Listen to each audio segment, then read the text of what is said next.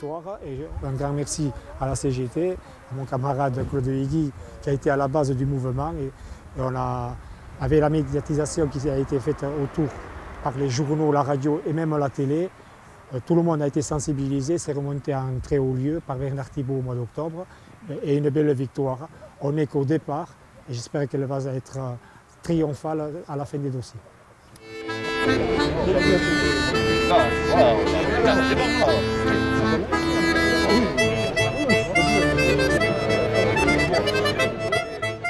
suis à zéro depuis le 1er janvier 2011, sans aucun revenu. Donc, j'ai quitté volontairement l'entreprise, donc pas droit au chômage, et à aucune aide que ce soit de la part de Pôle emploi, et pas de retraite.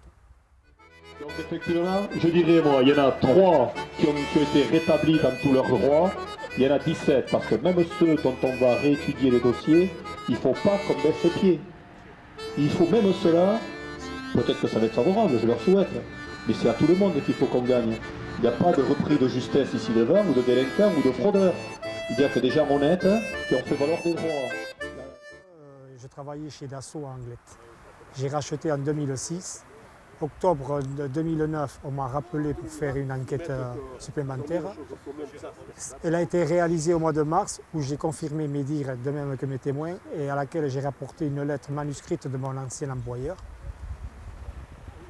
Octobre 2010, la CARSAT m'autorise à partir, je rentre dans les critères des longues carrières. J'ai quitté mon entreprise le 7 décembre définitivement sans possibilité d'y revenir. Le 13 décembre, une fois que j'avais quitté donc, mon entreprise, je reçois un papier de l'URSSAF me disant qu'il mettait en doute la fiabilité de mes documents. Le 4 janvier, je reçois un papier de la CARSAT me disant que je n'avais plus droit à être à la retraite, qu'il me manquait dans les 5 trimestres que j'avais rachetés de travail saisonnier. J'ai fait des recours par intermédiaire de mon avocat au niveau de la CARSAT et de l'URSSAF. Un recours amiable a eu lieu le 29 juin à Pau, où j'ai eu raison de même que mes camarades. Et ce jugement a été cassé par la MNS, donc un mouvement avec la CGT, médiatisé par mon avocat. On a été reçu par M. Coquille ici à Anglette le 22 novembre, de même qu'à la direction de la CARSAT à Bayonne.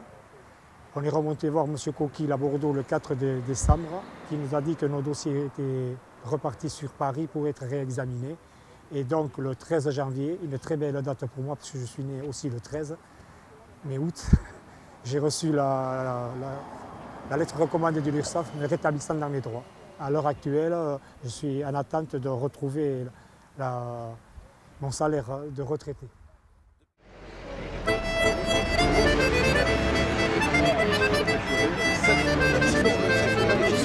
On sera plusieurs, parce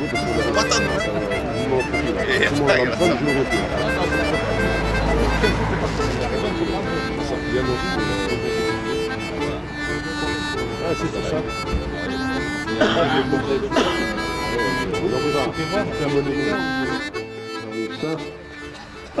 Pour vous annoncer comme une évolution sur les dossiers, il y a beaucoup de monde qui le sait, mais je vais le répéter.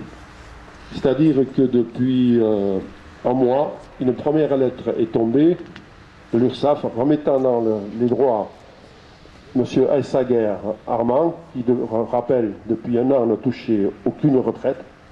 Donc ça a été la première décision de l'URSSAF, et il s'en est suivi 2 autres, c'est-à-dire moi-même et un certain monsieur.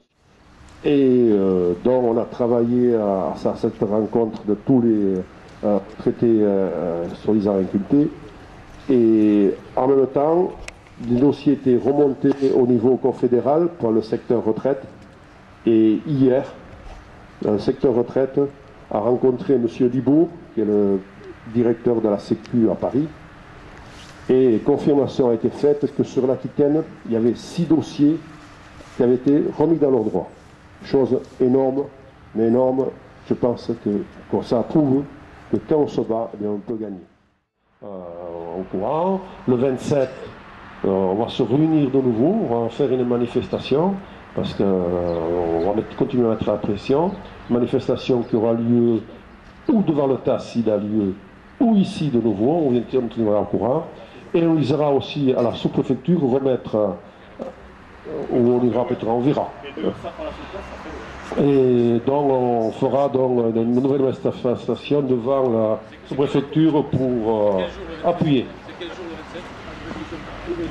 Vendredi.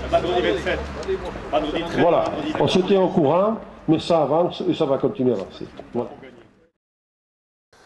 Oui, donc notre lutte elle a commencé sitôt que j'ai reçu le courrier de l'URSSAF m'annonçant qu'il me supprimait ma retraite. Donc dès le premier jour, j'ai rencontré l'union locale de Bayonne, j'ai rencontré des retraités, la section retraités de chez Dassault, CGT, et à travers de ça, on a commencé à mettre en place tout un tissu pour essayer de mettre en place des actions. Et ça a été très dur au début, effectivement, hein, parce qu'on a senti que fédéralement, confédéralement, il y avait quelques réticences qu'on a réussi à débloquer. Et à partir de, effectivement, quand toute la CGT s'est mise en route, eh bien, ça a porté ses fruits, parce que Bernard Thibault a rencontré Xavier Bertrand à Paris. Ça permettait aussi des rencontres du niveau national avec M. Libaud, qui est le directeur de la Sécurité sociale à Paris. Mais sur le plan local, sur le plan aquitaine aussi, on a fait pour que partout, les actions montent en puissance.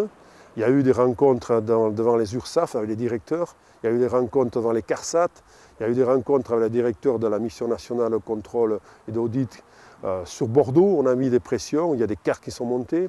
Et à partir de là, effectivement, les dossiers ont commencé à bouger, il y a des lignes qui ont bougé. Et à ce jour, eh bien, effectivement, il y a 3 dossiers qui ont été requalifiés. Il y en a 10 qui sont en attente de requalification pour nous, parce qu'ils seront requalifiés, on fera tout. Et sur les 20 dossiers qu'il y a au niveau du département, donc, il y aurait pour la mission nationale plus que 7 dossiers qui seraient susceptibles d'aller au TAS. Donc voilà, effectivement, eh bien, quand on bagarre, quand on s'appuie sur des instances, eh bien, la lutte est de paix. Et nous allons continuer la lutte pour que le paix jusqu'au bout.